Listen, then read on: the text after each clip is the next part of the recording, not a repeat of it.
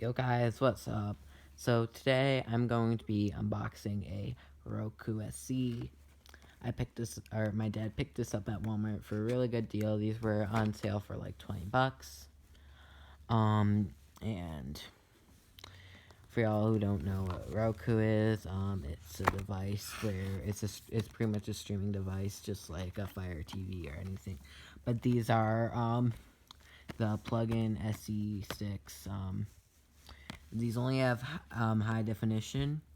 The basic Roku has 4K and HDR, but I'm hooking this up to this TV right there, which isn't a 4K TV. So, yep. But pretty much it's simple. You just pull. There's a little tab right there, if you guys can see, and you just pull it, and it opens it up. Set the camera down. Okay, there we go. So pull from either side, I mean.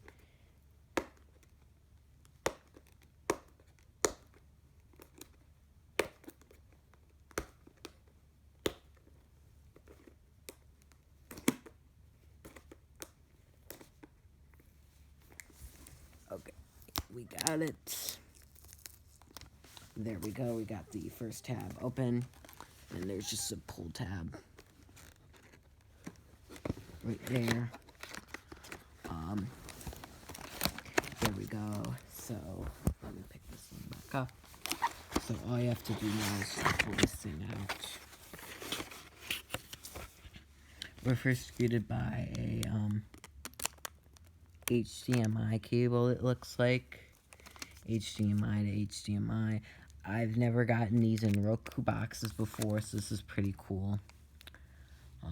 Especially for 20 bucks, they're thinking about people that don't want to go out and buy HDMI. So it's pretty much one-stop shopping. And they also have these cool covers on them too to keep dust from getting in. Well, once you plug these in, you'll probably will never use them. So, but still pretty cool. Then you have a charging cord. No USB-C, but again, this thing's 20 bucks. And Roku devices, especially the sticks and pluggables, don't have anything like that. So, yeah, that's pretty cool. If my voice doesn't sound normal, it's because I have a cold, a little bit of cold. So, let's see, anything else in here? Nope. So pretty basic.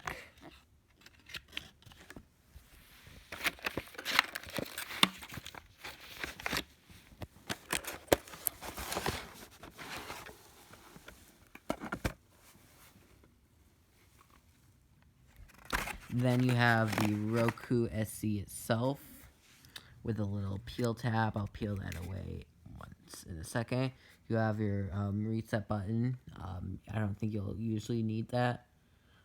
You have the input for this. Again, so this is micro USB.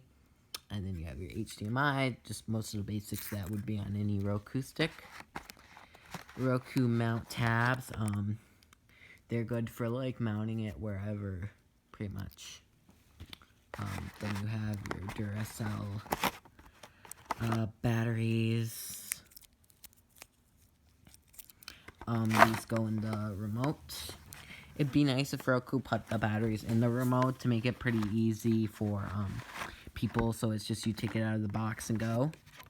And then you have your Roku remote yourself, which has Netflix, Hulu, Vudu, and Sling. All these buttons down here, those are just preset buttons. You press them, take it to the app. You have your play and pause and fast forward controls. This is your go back. This is your start over button. So if you want to start over on a movie, you can do that. Then this is your menu key or your start key that brings up a whole bunch of options. Then you have your up arrow, down arrow, side arrow, and then your OK button or your select button. You have the back button, which brings you back a page, and then the home button, which brings you right home. No power button, which I wish Roku TVs had power buttons on them, or these Roku sticks had they had power buttons on them, just so we can turn it off without having to unplug it or have it accidentally left on for a long time. So let's get this started. So we'll take out the remote. I also wish it was easier to bring out the remote, but I think the Roku tab, yeah, you just pull it out like that. So, because that wasn't too hard. And then I dropped the batteries. So we're gonna see. Nope, there are not batteries in here, but these look like they're your standard AAA batteries. These are Duracell OEM, and they just say not for resale. So those are the batteries. And they're just basic AAA batteries. There's not really anything special to them. So then you just unwrap these here. It's up close to the mic.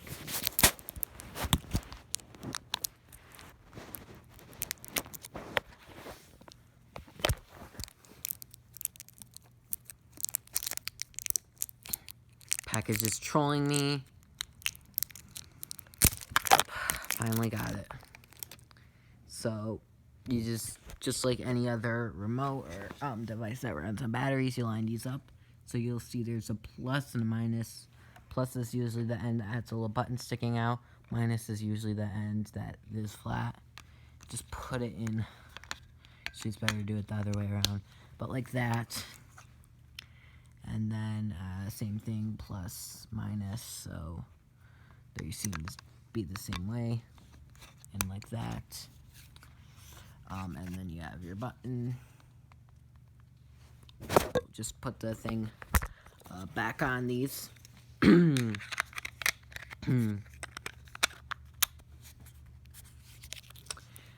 we're just gonna go plug it in. So it's pretty simple. Well, and I forgot one more thing. Your instructions. If it's your first time using these things, then you may need it. It's the first time I've ever had an SE, but it should be about the same, especially with this similar setup process. So let's get into plugging it in.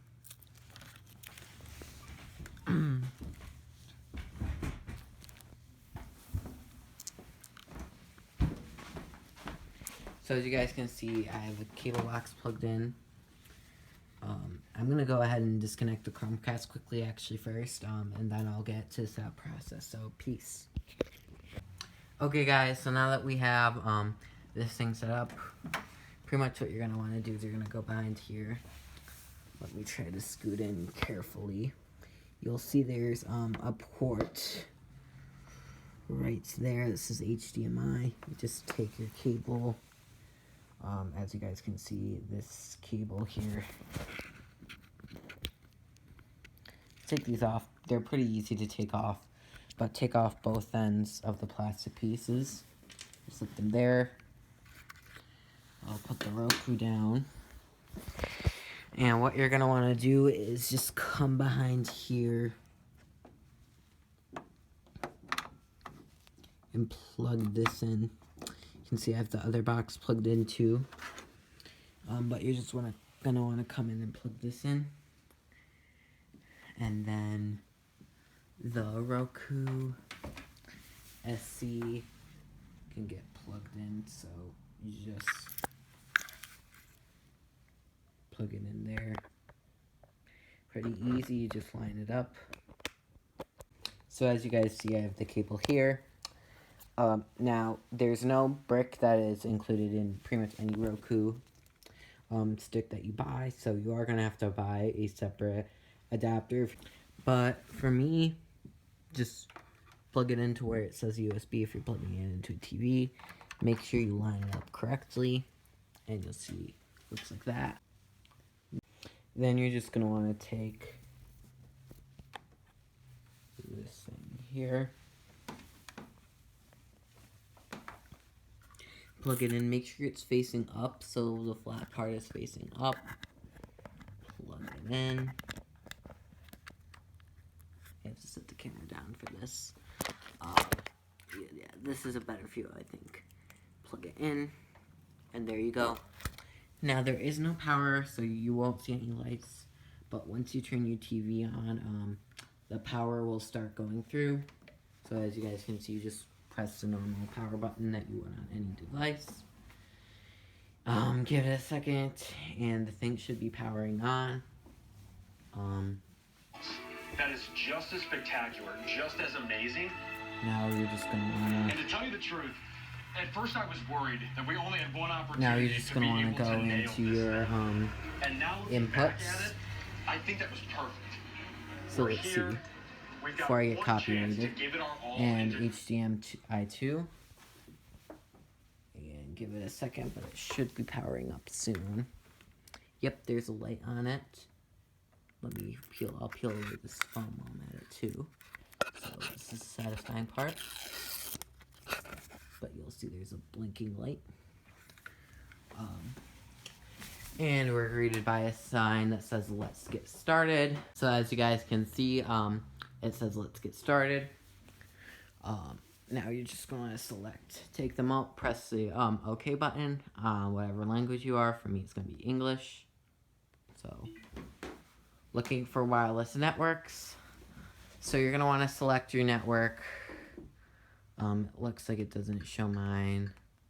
Okay guys, so I also forgot to take off this part. This will help a lot with the remote sensor. So let's peel this off quickly. Very aesthetically pleasing. Now let's go in. So we're going to select our network. So as you guys can see, this is our network right here. That's mine. And then we're going to put in our password. I'm not going to show my password on camera, so I'll get back to you guys once I'm done putting in my password. But pretty much for this part, you just hover over, and then you just press the OK button. Pretty much that's how it works, so I'll see y'all in a minute. Peace. Okay guys, so once you're done, you're going to see it'll show you a checking process, but you just hit the done button, or the connect button, and then it'll bring you on to the process where it'll show the checks. If it shows 2 checks, that means it worked. If it gives you a red X, that means you're going to have to go through, and as you guys can see, we're finally past the OK screen. So right now it's going to update, and it'll just restart. I'll fast forward, done, then I'll be done. Okay? See y'all in a minute. Peace. This is the screen, so you'll just see something that says Roku, and then once it's done with the updating process. Then when you all are at this spot right here, you're just going to want to click select. So just click OK, go to automatic, and then that's what it'll, so it pretty much just picks up, so now it says display type set to keep auto detect. Is the screen displaying correctly? Yes, the screen looks good. And then this is your setup process. Just tells you to enter the link, enter the code, and then complete the setup on web. I do not have an account. My dad has an account, and so he'll set that up later. But pretty much you just go, if you have an account already, you know what you're doing then, because you've already hooked this up once.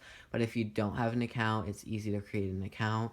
Just go up, sign up with your username and password, put in some information, and then once that's done, if you've had an account before, all of your apps from your TV before will get switched over onto the new TV. If not, it'll just bring up just the basic apps that come pre-installed, and then you just set up, and then you just go through the Roku store and set that up. Once this process is done, I'll show you what your Roku TV should look like. Peace.